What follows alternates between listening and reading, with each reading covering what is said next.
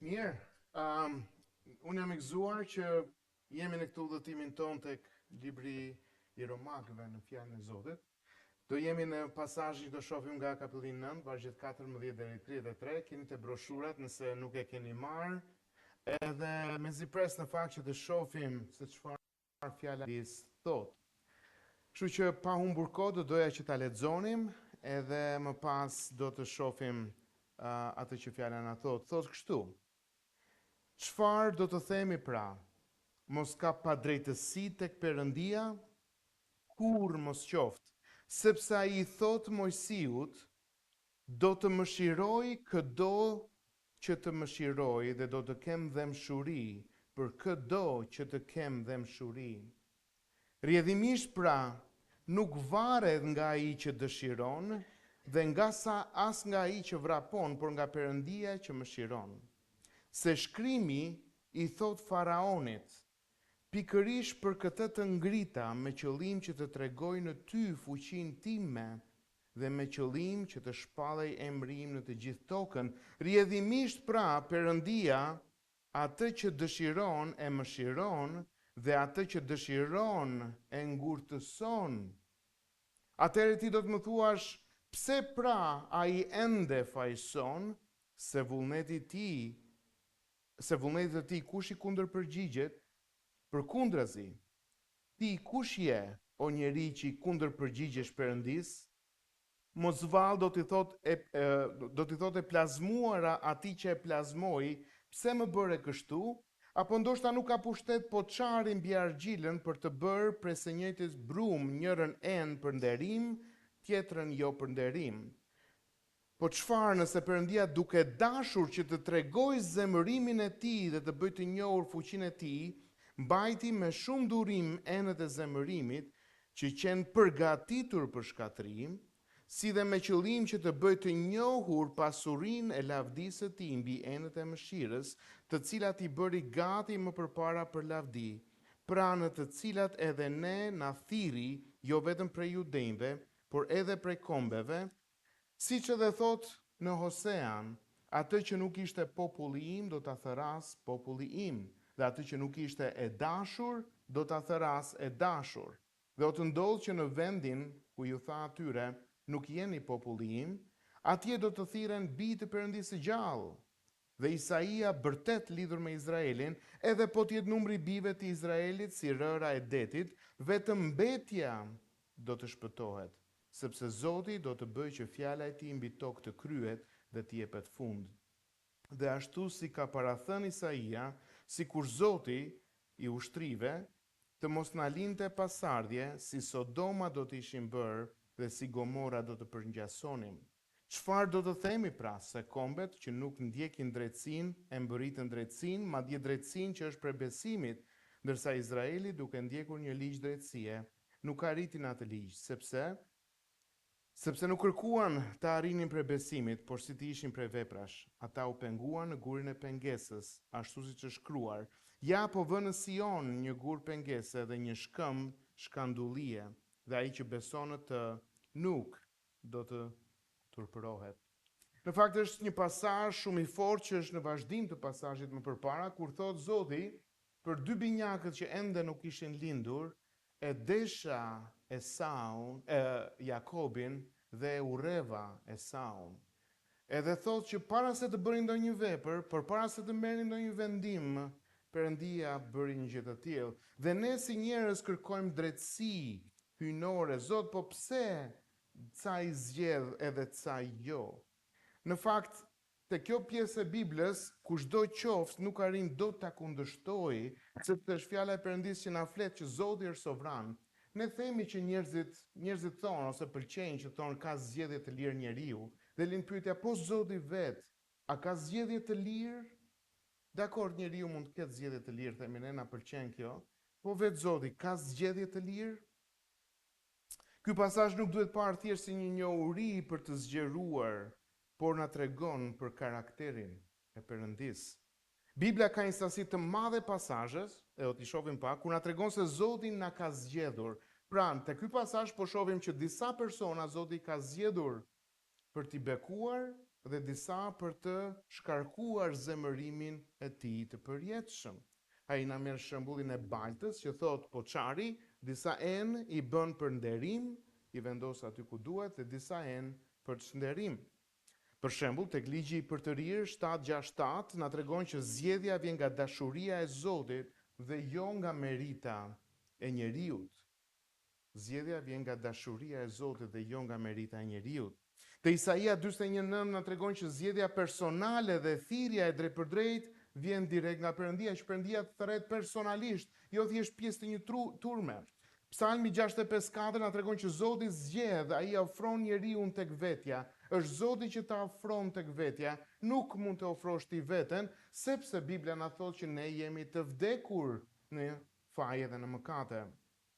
Gjoni 15:16 na tregon që iniciativa është gjithmonë e Jezusit. Jezusi thotë, nuk më keni zgjedhur ju mua, por unë ju kam zgjedhur ju. Por në fakt ka një sasi shumë të madhe të tjera pasazhe që na tregojnë për reagimin ose për përgjegjësinë e thirrjes së Zotit nga ana e njeriu. Për shembull, te Jozue 24:15 na tregon vendimi është personal dhe i menjëhershëm. Ligji për të rirë 30:19 na tregon që vendimi ynë ka pasoja reale, vdekje ose jetë. Te Isaia 55 na tregon thirrje për pendim dhe kthim aktiv që Zoti i bën. Ky pasazh është një zbulesë dhe na tregon karakterin e Perëndisë. Në fakt është themelor për të kuptuar lajmin e mirë të Perëndisë. Ne nuk do të mund të kuptonim ungjillin, nuk do të mund të kuptonim tërësisht hirin nëse nuk do të mund të njihnim Perëndin. Imagjinoni pak një lutje të tillë. Zot, të falenderoj shumë për shpëtimin që më ke dhënë, por falenderoj dhe veten time për atë 1% që kam dhënë. A të stonon kjo lutje në vesh kur ja bën Perëndis? Kur flasim në mënyrë horizontale, ne themi po, ne kemi zgjedhje, ne kemi vendim dhe Perëndia e ka parapar zgjedhjen tonë, por imagjino të lutesh pak, Zot, falenderit që më ke zgjedhur në pjesën tënde, por falenderoj dhe veten time që kam zgjedhur këtë pjesë. Nuk e themi dot. Duket si herezi, si skandal. Në fakt, autori vetë ngre një pyetje, a ka Zoti pa drejtësi që një e zgjedh dhe tjetri nuk e zgjedh? Thot, a ka pa drejtësi te Perëndia? Pali thot, jo. Zoti zgjedh, deshi Jakobin, ureu Esaun, po pse ngrihet kjo pyetje? Sepse shkatëron dhe shkakton trazir tek njeriu për mos përputhje për atë që vetë njeriu dëshiron. Njeriu dëshiron të ketë zgjedhje. Njeriu dëshiron të veprojë i lirë, por imagjino pak, ne kemi mëkatin. Ne kemi mëkatin që na ka komplet në gjithë tërësinë tonë na ka ndryshuar. Edhe nuk mundet një person i vdekur, thot Bibla, që të mund të zgjedh. Zoti zgjodhi Jakobin për dashuri dhe zgjodhi Esaun, thot, e urreva. Pra pesha e drejtësisë nuk bie mbi njeriu, por mbi Zotin në këtë rast. Argumenti i parë thot njeriu mendon për drejtësinë në mënyrë horizontale, krahasuese. A ka drejtësi te Perëndia? Sepse ne mendojmë po Zoti duhet jap mëshirë të gjithëve, por ne harrojmë që mëshira në fakt nuk është çështje drejtësie. Perëndia vepron në mënyrë sovrane dhe absolute. Perëndia nuk është nën ligj, ai është ligjdhënësi. Zoti nuk i trajton të gjithë njësoj. Këtë njeriu nuk e pranon dot. Por kjo është e vërtet, Bibla flet. Dhe ti mund të heshtësh ose mund të bësh diskutime të ndryshme, por Bibla flet që Zoti nuk i trajton të gjithë njerëzit njësoj. Edhe vetë jeta jote tregon që ti nuk ke të njëjtën jetë me njerëzit e tjerë. Nëse Perëndia do doje që ti ishte i drejtë ndaj të gjithëve, Bibla thotë që të gjithë do dënoheshin, nuk ka asnjë të drejtë as edhe një. Nuk ka asnjë të drejtë as edhe një. Sepse të gjithë janë mëkatar. Kupto këtë gjë, shpëtimi nuk është çështje drejtësie, por është çështje mëshire. Nuk po flet për drejtësi, a do drejtësi? E merr drejtësinë shumë kollaj për të parë se sa poshtje. Por është çështje mëshire dhe mëshira është thelbi i shpëtimit të Zotit. Qelsi i gjithë pasazhit është citimi që i bëhet nga libri i Eksodit vargu 15, kur thot, do të mëshiroj këdo që të mëshiroj dhe do të kem dëmshuri për këdo që do të kem dëmshuri. Vini re çfarë flot Zoti. Kini vesh. Do të mëshiroj ata që duan të më zgjedhin mua. Jo. Bibla thot, do të mëshiroj këdo që unë do të mëshiroj, thot Zoti, dhe do të kem dëmshuri për këdo që unë do të kem dëmshuri. Pesha në këtë rast bie e Zotit, nuk mundet dot të diskutosh me këtë pasazh. Mëshira nuk është obligim, nuk është detyrim. Nëse detyrohet, nuk është më mëshirë. Mëshira është e lirë, Zoti jep mëshirë sipas vullnetit të tij. Zoti është i lirë të zgjedh. Ne themi se njeriu ka liri të zgjedh në fakt. Në fakt, kjo shprehje vjen për shkak se njeriu kërkon të ketë pjesë të vetën. Zoti është qenia e vetme që ka liri zgjedhjeje në mënyrë të përsosur. Zoti, dëgjoj mirë, është qenia e vetme që ka liri zgjedhjeje në mënyrë të përsosur. Ne na pëlqen të themi që ne zgjedhim Zotin, por Jezusi thot, nuk më ke zgjedhur ti, por unë ju kam zgjedhur ju. Mëshira është e pamerituar, shpëtimi fillon dhe përfundon me Perëndin, nuk ka asnjë faktor që njeriu mund të shtyjë ose mund të ndryshojë në këtë rast. Zoti do të shpëtojë dikë, ai do të shkundë qiellin dhe tokën për ta bërë këtë gjë. Shpëtimi nuk është një bashkëpunim midis Perëndis dhe njeriut. Nëse ka pasazhe të tilla në Bibël, gjej dhe diskutoj, por nuk ka. Problemi i vullnetit njerëzor, kush është? Nuk varet nga ai që dëshiron, thot, as nga ai që vrapon. Vini re këto dy foljet e vargu 16. Nuk varet, thot, nga ai që dëshiron, as nga ai që vrapon. Pra nuk varet se sa mundohesh, çfarë aktiviteti dhe çfarë bën ti. Këto automatikisht me foljen nuk varen, rëzohen. Njerëzit shpesh besojnë në fakt, nëse unë vendos për Krishtin, atëherë unë shpëtohem. Mos haro, vullneti i njeriut është indikuar nga natyra mëkatare. Njeriu nuk dëshiron Perëndin në mënyrë të natyrshme. Tani këtu ka një konflikt brenda njerëzve. Njeriu nuk ka vetëm indiferencë ndaj Zotit. Keni dëgjuar ndonjëherë shprehje në çfarë do të gjuhë e kulture, njofsh Zotin. Nuk ka. Cilat janë shprehjet? Zoti të bekoft, Zoti të dhënë shëndet, Zoti të dhënë sukses, Zoti të dhënë para, Zoti të dhënë këtë. Por gjithçka është si kur Zoti është një dyqan dhe ti merr. Nuk ka shprehje njofsh Zotin. Pse? Sepse ka një indiferencë tek njeriu për të njohur Perëndin. Ne duam gjërat e Zotit, nuk duam ta trazojmë Zotin, por nuk kemi qef, nuk kemi dëshirë ta njohim. Natyrshëm askush nuk ka dëshirë ta njohë Zotin në brendësinë e tij. Në fakt Gjoni 3:19 thot, njerëzit e urrejnë dritën. Dhe dritën e ka fjalën për Zotin. Romakët 8:7 thot, zemra natyrore është në armiqësi me Zotin. Te Kolosian 1:21 njeriu është armik i Zotit në mendje dhe në veprime. Problemi nuk është mungesa e mundësisë. Problemi është mungesa e dëshirës dhe është urrejtje në thelb. Njeriu e urren Zotin në brendësinë e tij. Kemi një rast tek vargu 17 na tregon për faraonin dhe ngurtësimin që i bëhet. Rasti faraonit është shumë i rëndësishëm dhe na dalin disa vëzhgime këtu. E para, Perëndia nuk krijon të keqen, se njerëzit thonë që okay, Zoti e bën të keqen. Jo, Zoti nuk krijon të keqen. Faraoni është tashmë mëkatar. E dyta, ngurtësia është një akt gjykimi. Kur thot Zoti ja ngurtësoi zemrën, Perëndia e dorëzon njeriu në mëkatin e tij. Ngurtësimi ka një qëllim të madh, të tregojë dhe zbulojë lavdinë dhe fuqinë e Perëndis. Është një shprehje shumë e bukur në fakt. Dielli zbut dyllin, por ngurtëson baltën. I njëjti diell ka dy efekte të ndryshme. E zbut dyllin dhe ngurtëson baltën. E njëjta fjalë e Perëndis, e njëjta prani e Zotit zbut zemrën e disave dhe ngurtëson zemrën e disa të tjerëve. Atëherë njerëzit thotë, po mirë, nëse ti pas ke bërë gjithçka është në dorën tënde, atëherë pse më bën fajtor? Pse më gjykon për fajësi, sepse ti e ke në dorë? Edhe pali E shpreh këtë gjë sepse e di që ky është arsyetimi njerëzor. Te vargu 19 aty e ke. Dhe më fajson, kjo pyetje nuk është neutrale, është një formë rezistence ndaj Perëndis. Problemi nuk është intelektual, por është moral. Poçari dhe balta është përgjigje e kësaj pyetje. Një mësim për ulësi.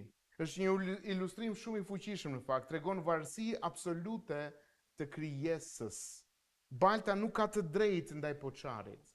Zoti merr baltën dhe thot Bibla nga e njëjta baltë përdor dhe bën një enë për nderim dhe një enë për çnderim. Tregon autoritetin e Perëndis, ai vendos qëllimin e çdo jete. Kufizimi i mendjes njerëzore ne nuk mund ta kuptojmë plotësisht planin e tij. Dhe këtë nuk e ka shpikur Pali, por ka qenë që prej dhjatës së vjetër, kur Zoti i thot profetit, shko tek shtëpia e poçarit dhe vëre se çfarë bën ai. A unë Zoti nuk kam të drejtë të bëj të njëjtën gjë me njerëzimin? Ne nuk mund të kuptojmë plotësisht planin e Zotit kur fillon të debatosh me Zotin, ke kaluar kufirin. Kur fillon të japësh vetes, pik, ke kaluar kufirin. Bibla na flet për dy lloj enësh, që nuk është e vendimi tyre final. Enët e mëshirës dhe enët e zemërimit. Tek ky krahasim ka një ndryshim shumë të rëndësishëm. Enët e mëshirës janë krijuar, thot aty, të përgatitura nga Zoti që më parë për lavdi. Nuk mund ta kundërshtosh. Njerëzit i vendosin emra personazhesh, për shembull, dikur në mesjet ka qenë një personazh shumë i njohur, John Calvin. Dhe u turën shumë njerëz për ta goditur në kuptimin e teologjisë, por nuk bëri gjë tjetër Calvin vetë se foli këto që po na thet Bibla. Ka enë të mëshirës, ka enë për zemërim, sepse njerëzit dëshironin që të kenë pjesë në këtë gjë. Bibla na tregon që këto enët e zemërimit të përgatitura për shkatërim, Perëndia na tregon që Perëndia është aktiv në shpëtim, por nuk është autori i mëkatit. Perëndia tregon durim të madh mbi mëkatarët dhe gjykimi nuk është i menjëhershëm sot, por do të vijë dita e gjykimit. Interesante është që tek vargjet më poshtë, në fakt, na tregon për një thirrje ndaj jo hebrejve, atyre që nuk janë hebrejnë. Pali citon nga Dhjata e Vjetër në fakt për këtë gjë, Hosean, dhe thotë kështu, po ashtu dhe Isaian, Perëndia gjithmonë ka pasur një plan të madh. Nuk ka qenë vetëm për popullin e Izraelit. Mbajini mend nga takimet që kemi bërë përpara, çfarë kemi thënë? Izraeli ishte mjeti që Zoti përdori për të bekuar gjithë botën. Zoti zgjodhi një burr të vjetër, Abrahamin, përmes të cilit i dha një premtim për të krijuar një komb, nga i cili Zoti do të sillte gjithë orakujt e vet, dhe përmes të cilit vetë Zoti do të vinte, shpëtimtari do të vinte për të bekuar gjithë botën. Populli i tij, populli i Zotit, nuk kufizohet vetëm tek hebrejt, por nisi prej tyre. Mbetja, kur thot mbetje, nuk është në kuptimin negativ, por është një grup i vogël.